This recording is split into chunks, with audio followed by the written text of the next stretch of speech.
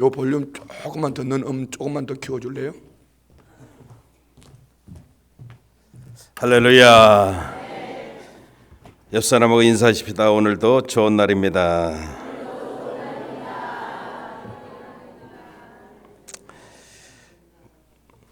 이제 우리 사이는 4일째. 우리 사이는 어떤 사이입니까? 친한 사이 이제 지났잖아요. 따라해봐요. 사랑하는 사이. 생각하기 나름이라고 그랬잖아요. 사랑하는 사이는 안 보면 보고 싶어지는 사이입니다. 여러분, 저도 이제 뉴욕 가면은 여러분들이 많이 생각이 날 것이고, 또 여러분들은 절대 저 생각하지 말고 이수영 목사님 많이 생각하시고, 혹시 짬이 있거들랑 한 번씩만 생각해 주십시오. 신앙생활의 승리의 비결은 우리가 단순해져 버리는 겁니다. 여러분, 하나님이 함께 하시면 절대 복잡해지지 않습니다. 심플해집니다. 하나님이 함께 하시지 않기 때문에 나 심플이 되는 겁니다. 복잡해져 버리는 겁니다. 마귀가 절대 못하는 것이 하나 있는데 그것이 바로 단순해지는 겁니다. 여러분, 마귀는 절대 단순해지지 않습니다. 절망의 반대가 뭡니까? 절망의 반대하면 세상 사람들은 희망, 소망 그렇게 이야기할 겁니다. 그런데 절망의 반대는 믿음입니다. 여러분, 내가 죽지 않으면 복잡해지는 겁니다. 성령의 9가지 열매를 우리가 다 아는데 마지막 열매가 절제입니다. 이건 내가 하는 게 아닙니다. 하나님이 함께 하셔서 다스림으로 내가 하는 겁니다. 절제의 반대가 뭐냐면 중독입니다. 중독. 마귀 역사입니다. 철저하게 중독이 되면 철저하게 끌려다니는 인생이 됩니다. 술 중독, 알코올 중독 그러잖아요. 술에 끌려다니는 겁니다. 요즘 애들 게임 중독. 이것 때문에 심각합니다, 여러분. 게임에게 끌려다니는 겁니다. 어떤 분은 핸드폰 중독도 있어요. 핸드폰 없으면 불안해. 손에 항상. 또 사람 중독도 있어요. 사람 중독. 특히 어머니들 아들 중독.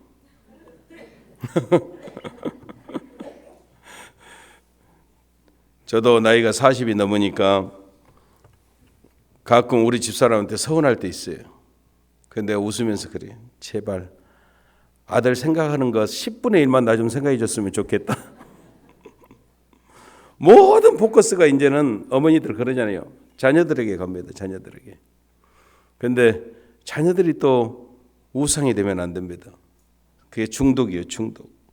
내 욕심으로 내 힘으로 사랑하려고 하니까 중독에 빠지는 겁니다. 여러분, 중독에 빠질 때마다 하나님은 저와 여러분들에게 모리아산을 주셔요. 모리아산 어디서 많이 들어봤는데 춘천에 있는 산인가? 모리아산 사건이 뭐예요? 보통 수준이 아니야. 아브라함이 아들 이삭을 번제로 드려진 사건이 일어났던 산입니다. 여러분, 이 아브라함도 하나님 잘 믿는 아브라함도 아들 중독증에 걸렸어요. 100세에 낳은 아들 이삭만 보고 있으면 모든 염려, 걱정, 근심이 떠나는 거예요. 이 아들만 보면 마음의 기쁨이 충만한 거예요. 그럴만 하지요. 어떻게 낳은 아들입니까? 그러니까 너무너무 사랑하고 너무너무 중하고 그러다 보니까 이 아들 중독증에 걸렸어요. 그래서 하나님께서 모리아산 사건을 주시는 거예요. 그 이야기는 한마디로 이야기하면 아브라함, 너 정신 차려. 왜 이래? 왜 이래? 내가 너에게 약속해 준 것 중에 그 어마어마한 것 중에 겨우 하나 받아가지고 너 지금 왜 정신 못 차려? 이 이야기예요. 하나님이 약속하신 것은 아들 이삭 하나가 아니에요. 그 이삭을 통해서 하늘의 수많은 뭇별처럼 바닷가의 수많은 모래알처럼 어마어마한 하나님의 축복을 약속하셨는데 너 왜 정신 못 차리고 기껏 하나 받아가지고 그거 다 받은 것처럼 그렇게. 여러분,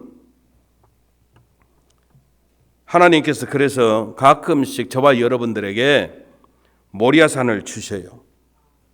내 힘으로 내 욕심대로 살지 말라는 거예요. 중독에 빠지지 말라는 거예요. 여러분, 제가 여러분들에게 질문 하나 해볼까요? 내가 원하는 것, 내 기대죠, 내 기대. 내 기대와 하나님의 뜻, 하나님이 원하심, 하나님의 인도하심 중에 뭐가 더 중요해요? 내 기대가 중요해요? 하나님의 인도하심이 중요해요? 우리는 여러분 하나님의 인도하심이 중요하다라고 다 그렇게 이야기해요.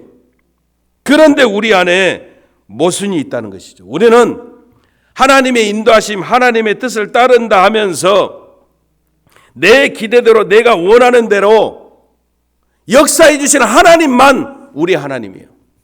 나의 하나님이에요. 착각 인생의 특징은 행복을 목표로 둬요.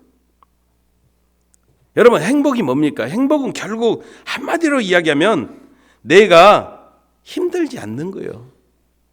내가 힘들지 않게 사는 거예요. 이게 행복이에요. 여러분, 우리 인생은요 항상 두 트랙이 있어요. 착각하지 마세요. 항상 여러분 힘들지 않는 일만 있는 거 아니에요. 평탄하지만 않아요. 힘들 때도 있고, 여러분 분명하게 고난이 찾아올 때 있어요. 여러분, 힘들지 않을 때만 내 인생이에요? 힘드는 것도 내 인생이에요. 아멘. 그러면 여러분 힘드는 거 포기해버리면 내 인생의 절반 포기해버리는 거예요. 여러분, 우리가 살다 보면 내 기대와 하나님의 인도가 일치할 때가 있어요. 예를 들어서 이스라엘 백성들이 출애굽을 해가지고 젖과 꿀이 흐르는 땅을 향해서 가는데 뒤에서 바로가 마음을 바꿔가지고 군사를 보내요. 그래서 이스라엘 백성들 잡으러 오는 거예요. 열심히 도망가는데 앞에 뭐가 있었어요? 홍해 바다가 있었어요. 하나님, 저희들 살려주십시오. 모세를 통해서 하나님이 역사하세요. 세상에 마른 땅처럼 걸어서 그 홍해를 건넙니다. 그리고 뒤쫓아오던 바로와 그 군대들은 다시 갈라졌던 바다가 합쳐져서 다 수장돼 죽어버립니다. 이스라엘 백성들이 이걸 바라보면서 하나님의 인도하심, 역사하심을 바라보면서 마음껏 춤추면서 찬양했습니다. 여호와를 찬양하리. 말과 탄 자들을 바다에 다 던졌다고 막 찬양하고 춤추고 난리가 났습니다. 그런데 그 일이 일어나고 바로 사흘 뒤에, 사흘을 광야길을 걸어가는데 물을 만나지를 못해가지고 이 마시지를 못해가지고 사람들이 막 쓰러지는 거예요.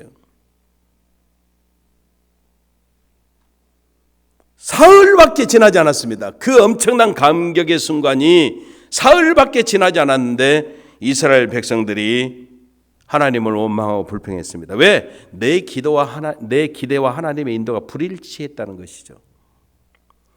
우리는요 항상 그래요. 내 기대와 하나님의 인도하심이 일치하면 아멘 할렐루야. 근데 내 기대와 하나님의 인도하심이 불일치하면 원망하고 불평한다는 거예요. 여러분, 야고보서에 보면 좋은 말씀이 있어요. 너희 중에 고난 당하는 자가 있느냐? 그는 기도할 것이요. 즐거워하는 자가 있느냐? 그는 찬송할지니라. 여러분, 내 기대와 하나님의 인도하심이 일치하면 어떻게 하라는 거예요? 찬송하라는 거예요. 찬송. 믿으시면 아멘. 여러분, 너희 중에 즐거워하는 자가 있느냐? 이것은 이미 여러분 우리가 힘들지 않는 인생 산다는 거예요. 그러니까 내 기대와 하나님의 인도하심이 일치하면 찬송하라는 거예요. 근데 너희 중에 고난 당하는 자가 있느냐? 이 말은 내 기대와 하나님의 인도하심이 불일치해요. 그때는 어떻게 하라는 거예요? 기도하라는 거예요. 이게 맞아요. 내 기대와 하나님의 인도하심이 일치할 때는 무조건 찬송하세요. 무조건 찬송하세요. 근데 내 기대와 하나님의 인도하심이 다를 때 이해 안 되고 억울하고 그래도 여러분 우리가 할 일은 뭐다? 기도. 하나님께 맡기고 기도하면 된다는 거예요. 이것이 성도의 삶이에요. 여러분 좀 표현이 그래도요 이해하세요. 건방지게 함부로 하나님한테 실망하지 마세요. 어리석은 자 망하는 자의 전매 특허가 하나님께 실망하는 거예요. 여러분 기도하십시오. 기도. 아니면 찬송하십시오. 올 한 해 여러분 다른 거 할 필요가 없어요. 이 두 가지만 하면 돼요. 여러분 때로는 내 기대와 일치하지 않아도 기도하면 되고 내 기대와 일치가 되어지면 할렐루야 찬송하면 되고 다른 길 다른 방법이 없음을 우리가 깨달아야 된다는 것이에요. 여러분 저와 여러분들은 사명 인생을 살아야 돼요. 그 새들이 그 둥지를 짓잖아요. 새들이 둥지 짓는 모습을 보면은 참 기가 막히게 과학적으로 잘 지어요. 그런데 새들이 둥지를 지을 때 언제 둥지를 짓냐면 바람이 강하게 부는 날 짓는데요. 우리가 생각할 때는 왜냐하면 계속 나무까지 막 물어오거든요. 자기 몸보다 큰 막 나무까지도 낑낑대면서 물어와요. 그러면서 막 얽히살키 해가지고 집을 지어요. 그런데 바람이 조금 더 세게 불어버리면 그렇게 애써서 쌓아놓았던 그런 가지들이 막 떨어지는 거예요. 그러니까 우리가 볼 때는 그래요. 하필이면 좀 날씨 좋은 날 짓지. 확 바람 이렇게 세게 부는 날 저렇게 짓나. 역시 새 대가리요. 이렇게 생각할지 몰라도 여러분 이 새들은요 거센 비바람도 둥지 만드는 재료의 일부로 사용하는 거예요. 왜? 비바람 악천후를 견딜 수 있는 견고한 둥지를 짓기 위해서는요 바람 부는 날 지어야 된다는 거예요. 여러분 우리 인생의 견고함이 어디서 오는 거예요? 우리 인생의 견고함은 편함을 포기할 때 오는 거예요. 안락을 포기할 때 오는 거예요.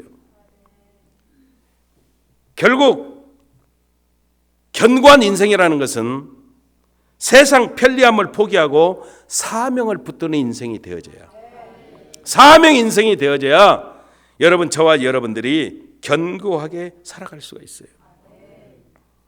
우리 순복음의 트레이드 마크는 성령 충만 아니에요? 아멘. 첫째도 둘째도 셋째도 성령 충만이에요. 근데 성령 충만이 무슨 말이냐면 저는 그렇게 생각해요. 내가 가장 자연스러워지는 거예요. 이게 성령 충만이에요. 불편해지는 게 아니고 힘들어지는 게 아니고 내가 가장 자연스러워지는 거예요.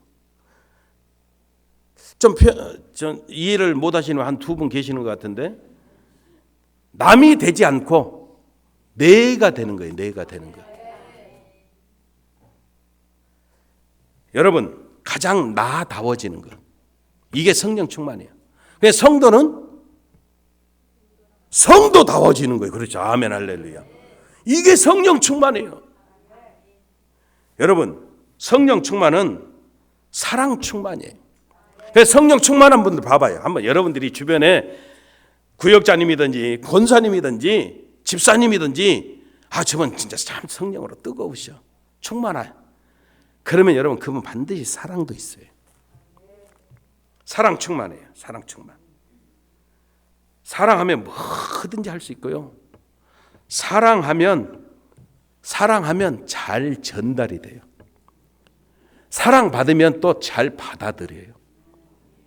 아멘. 그러니까 시험이 없는 거예요. 웬만한 것은요 다 받아들이거든.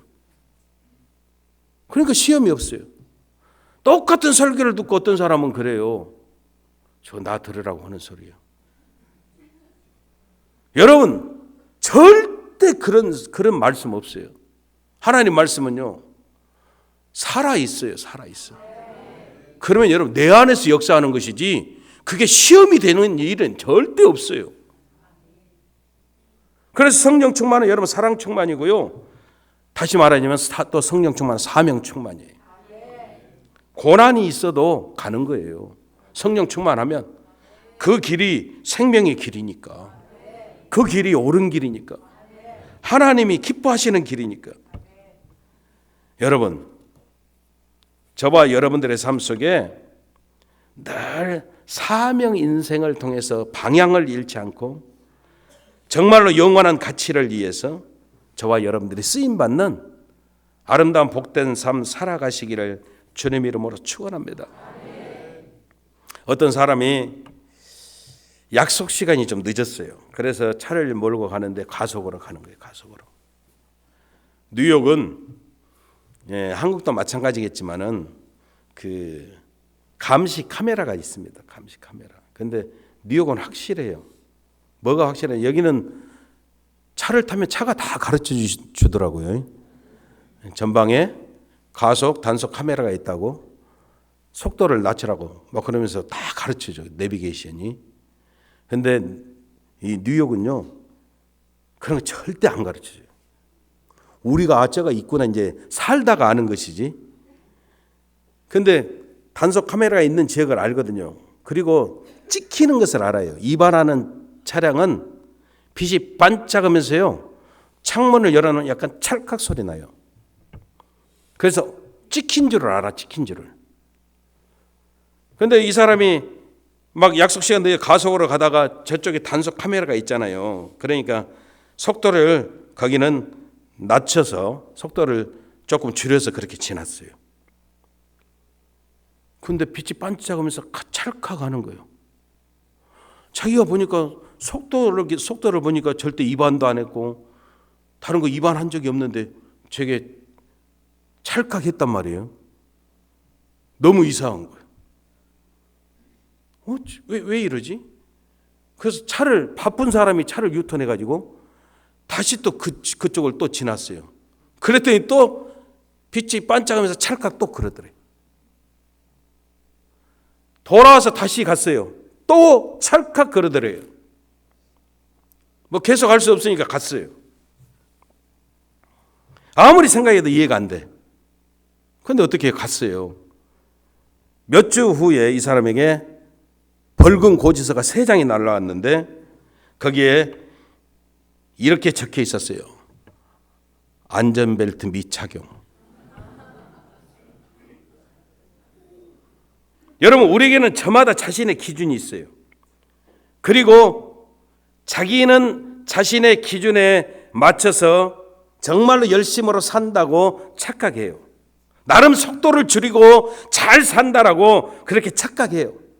다른 사람이 가속하는 거 보면 비판하고 정죄해요. 왜 그렇게 안 지켜? 그런데 여러분 이것은 우리 기준이에요. 하나님께서 보시는 기준은 속도가 아니라 안전벨트 착용 여부일 수 있다는 것을 우리가 잊어버리면 안 된다는 거예요.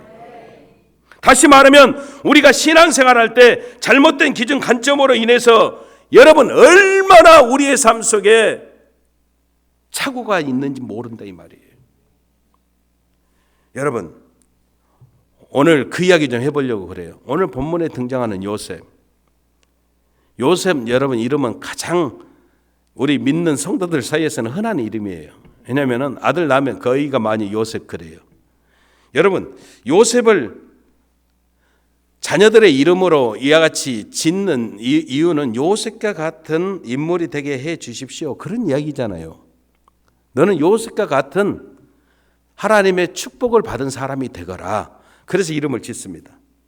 요셉, 여러분, 요셉은 꿈의 사람이고요, 그리고 비전을 가진 사람이에요. 성경 기자할 때 꿈이라는 단어가 나오면 생각할 필요도 없이 여러분 빨리 벨 누르고 요셉 하면 맞아요. 요셉은 여러분 꿈의 대명사예요. 여러분, 저는요 묵상해 봤어요. 요셉이 되어진 것, 이렇게 축복의 대명사가 되어진 것이 요셉의 꿈 때문이었을까요? 한번 제가 생각해 봤어요. 근데 제 생각에 요셉의 꿈보다 더한 무엇인가가 반드시 있었을 것이다, 그런 생각이 들었어요. 왜냐하면 한번 생각해 봐요. 여러분, 17살 이 청소년기에 꿈 없는 청소년이 어디가 있어요? 우리도 여러분 그때를 지났잖아요. 그때 꿈들 대단하셨잖아요. 여러분들 대단 안 하셨어? 17살 때 내가 이렇게 살리라고 생각이나 해봤어요? 우리들 꿈들도 다 영롱했어요. 찬란했어요. 그러면 여러분 그 나이에 여러분 이 정도 꿈꾸지 않는 사람이 누가 있냐 이 말이에요. 요셉만큼 여러분 정말로 비전 꿈덩어리 맞기는 맞아요. 근데 요셉뿐만이 아니라는 거죠. 그러면 요셉이 되어지는 하나님의 축복을 어떻게 받았을까 살펴봤더니, 여러분 요셉과 관련된 단어 가운데 요셉을 설명할 때 가장 많이 사용된 단어가 꿈이 아니더라고요. 그 단어는 형통이었어요. 오늘 본문에도 보니까 계속 말씀하시는 게 하나님이 요셉과 함께 하심으로 그가 형통한 자가 되어졌다.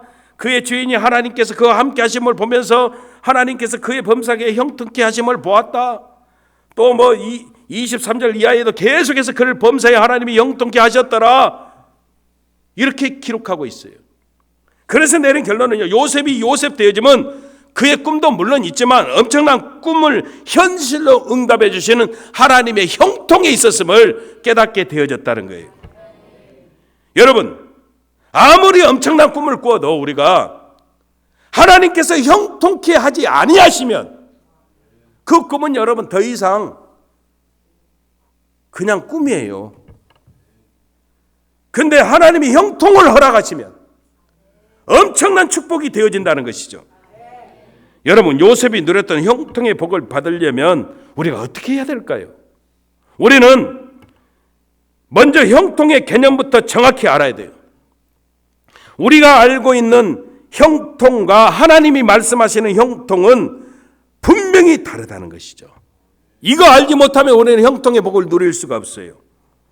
여러분, 요셉 진짜 형통한 삶을 살았을까요? 세상적인 관심으로 본다면 여러분, 요셉의 인생은 여러분 글쎄 모르겠어요. 애굽의 총리가 되어지고 난 이후의 인생은 그렇다 칠지라도 그 이전의 인생은 그처럼 꼬인 인생이 없어요. 어릴 때 어머니 죽었어요. 자라면서 배다른 형들에게 모진 구박과 핍박을 받았어요. 급기야는 형들이 작당에서 구덩이에 쳐넣어버리고 애굽의 노예로 팔아버려가지고 아버지가 생이별을 하게 돼요. 얼마나 가슴이 아팠겠어요. 언어도 다르고 낯선 타국에 들어가세요.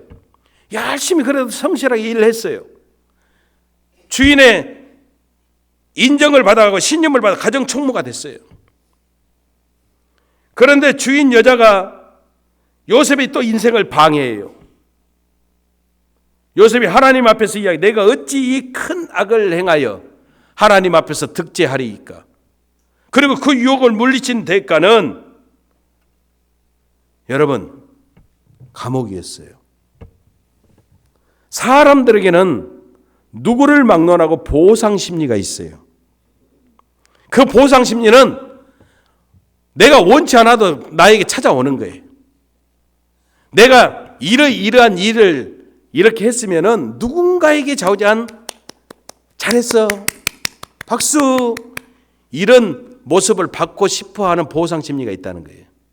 아, 얘들도 그러잖아요. 100점 맞았어요. 지가 100점 맞았지. 그래서 집에 와서 뭐라고 이야기해요? 엄마, 아빠, 나 100점 맞았어. 뭐 사줄 거야? 이게 사람 마음이에요. 저도 가끔요, 오늘 저녁에 이야기하겠지만 우리 집에 복덩어리 둘이 있는데요. 우리가 다 애들이 컸어요. 3남매가 다 컸습니다. 근데 복덩어리 둘을 하나님이 또 주셔서 우리가 또 다시 학부모가 됐어요. 그러다 보니까 이제 막 이렇게 집에 제가 가보면은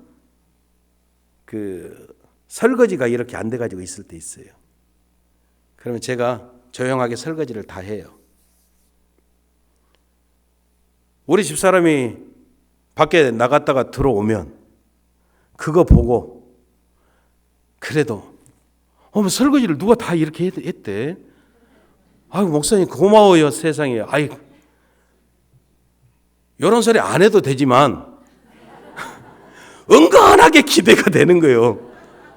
안 오고 지나가면 서운한 거예요. 그냥 꼭 그거 내가 받으려고 한 것은 아니지만 그냥 서운해요, 괜히. 여러분, 사람은요, 이런 마음이 누구에게나 있어요. 누구에게나. 그러면 여러분, 요셉도 마찬가지예요. 어린 나이에 가정 주인 마나님이 유혹을 했어요. 근데 유혹이 한두 번이 아니었거든요. 겉옷을 벗어놓고 매달리니까 옷 벗어버리고 도망칠 정도로 단호하게 그렇게 하나님 앞에서 유혹을 물리쳤어요. 그러면 어린 마음에 이런 마음 들지 않겠어요? 하나님, 나 잘했지요. 내가 주인 여자에게는 미움을 받을지 몰라도 하나님은 내 이 모습을 반드시 기억하실 거야. 이런 생각 다 들어온다는 거죠. 근데 그 하나님이 요셉을요, 감옥으로 보내버리는 거예요.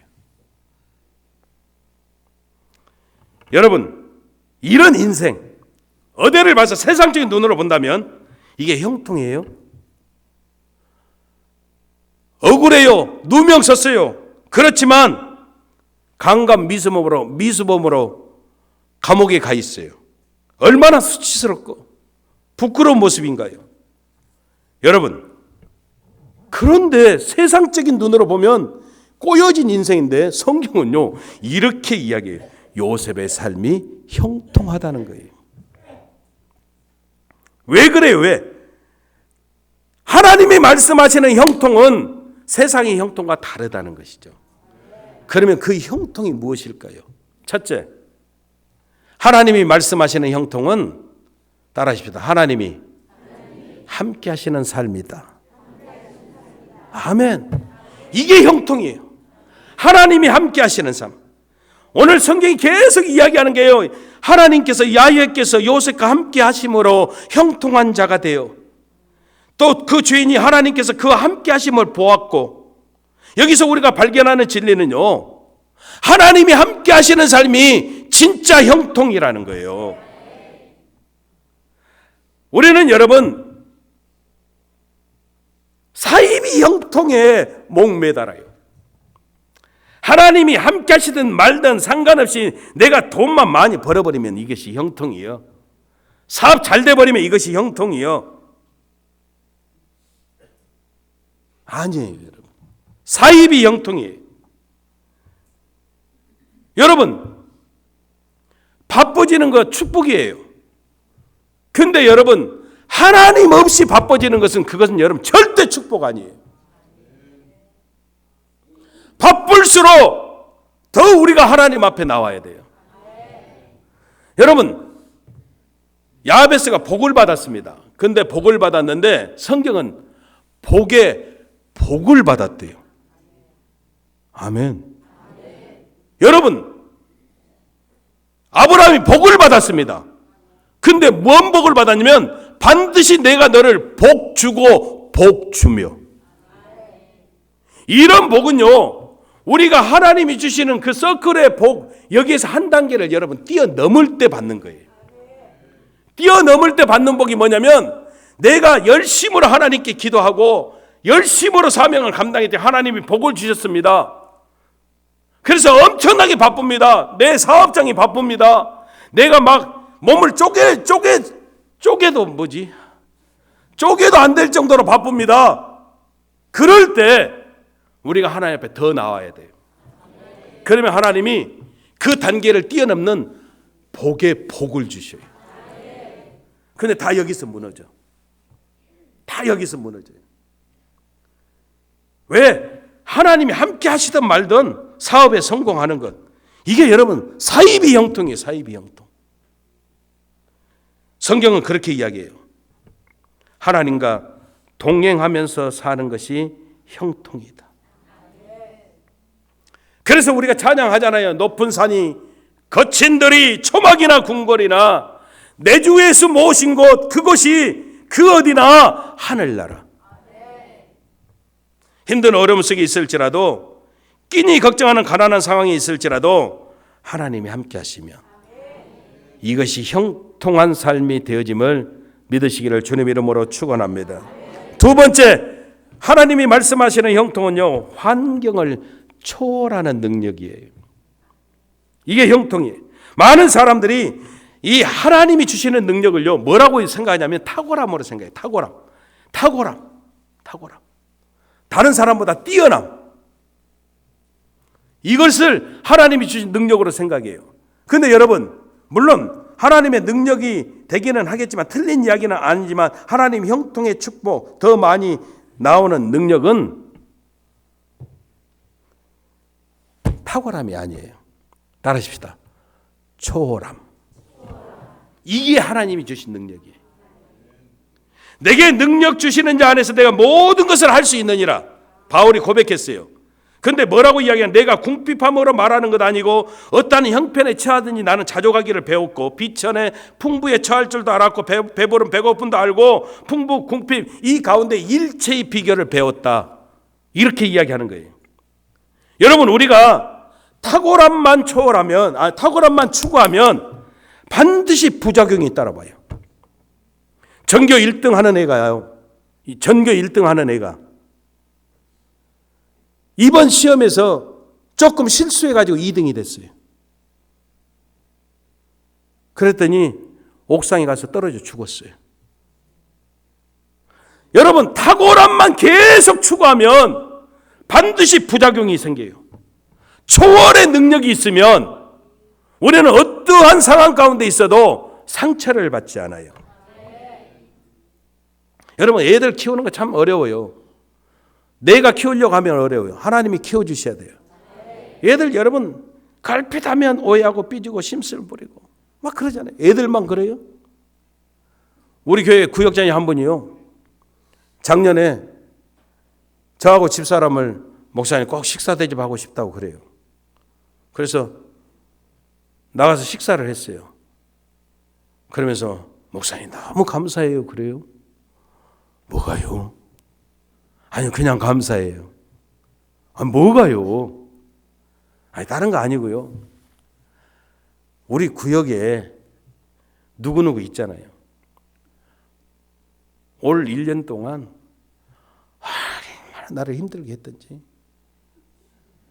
아주 그 사람 때문에 몇 번 좌우장 구역장 때려치우려고 몇 번씩 했는데 그래도 내가 1년만 참자. 1년만 참자. 그러고 지났는데 갑작스레 목사님 생각이 나더래요. 나는 구역장, 구역 식구 한 사람 갖고 이렇게 힘든데 목사님 얼마나 힘드실까 생각하니까 감사해서 식사를 대접하게 됐다고 그래요. 여러분, 어른들도 엄청 잘 삐져요. 애들만 삐져요? 그렇지 않아요. 목사님 쳐다보는 눈빛이 좀 이상했어. 그러고 삐져. 저희 교회는 뭐 성도가 많지 않으니까, 우리 춘천은 많으시지만 많지 않으니까 나가는 성도들 제가 악수를 다 하거든요. 근데 때로는 그러잖아요. 악수하면서 뒤에 세진자가 나오면 악수하면서 아이고 할렐루야, 이분하고 악수 넣어주면 저기 쳐다볼 수 있어요, 없어요? 자기 안 쳐다봤다가 시험 들어가고요. 교회를 안 나온다고 해가지고 제가 가서요. 그것이 아니고요. 이게 이미 목회. 얼마나 잘 삐지는지 몰라요. 여러분, 이제는요, 우리 형통의 개념이요, 축복의 개념이요, 능력의 개념이요, 바뀌어야 돼요. 우리 믿음의 선진들 그렇게 어려웠잖아요. 저도요, 봉지쌀 먹고 자란 세대예요. 여러분, 봉지쌀 알아요? 봉투쌀 아세요? 여기 춘천은 다 농사지어요. 봉투쌀 사 먹고 살았어요. 연탄 한 장 사다가 살았어요. 그런 어려움이 있었잖아요. 여러분, 연탄 못 사면 그날 저녁은요, 이불 하나 덮고 5식구가 그 안에서요, 몸 비비면서 그 열기로 살았어요. 그때도 여러분, 우리 믿음의 선진들요, 절대 상처받지 않았고요, 하나님 찬송하면서 평강 뺏기지 않았어요. 그런데 오늘날 많은 것 누리면서 살면서 다 평강 빼앗겨버리고 우울하고 영적으로 침체하고 그렇게 살아요. 왜? 탁월함만 추구하니까 그래요. 초월하면 우리가 승리해요. 아멘. 세 번째, 다른 사람까지 유익하게 하는 삶을 사는 거예요. 이게 하나님의 형통이에요. 세상이 말하는 형통, 항상 나 자신에게 기착이 되죠.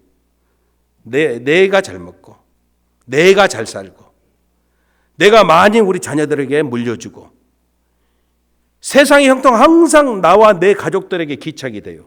그런데 하나님이 말하는 형통은 내가 잘 때면 이 잘 때는 그 축복을 주변 사람들, 내 주변 사람들이 함께 누리는 역사예요.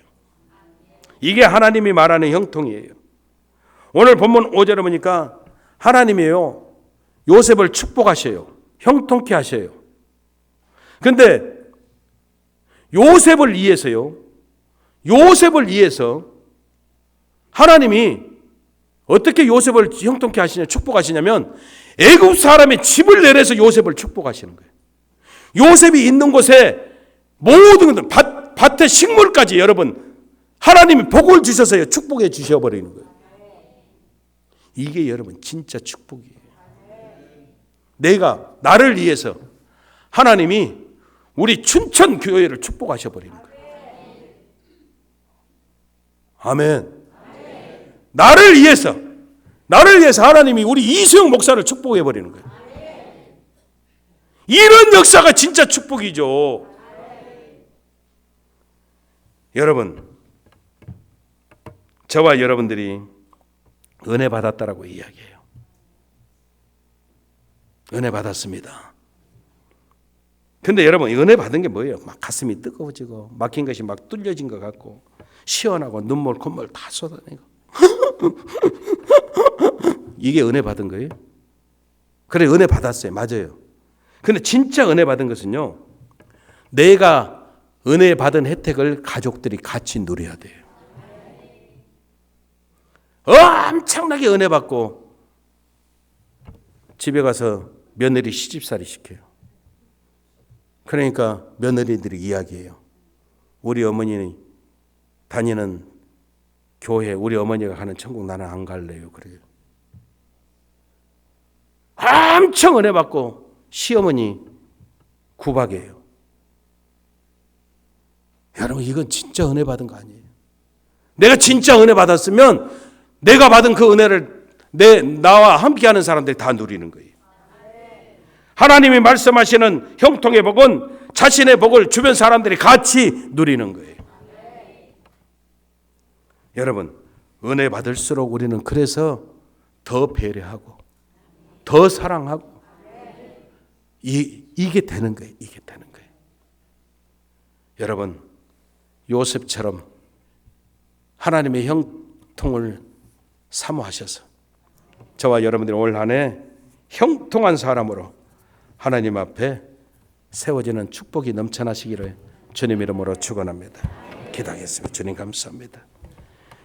아버지 하나님, 우리가 형통한 삶 살기를 원합니다.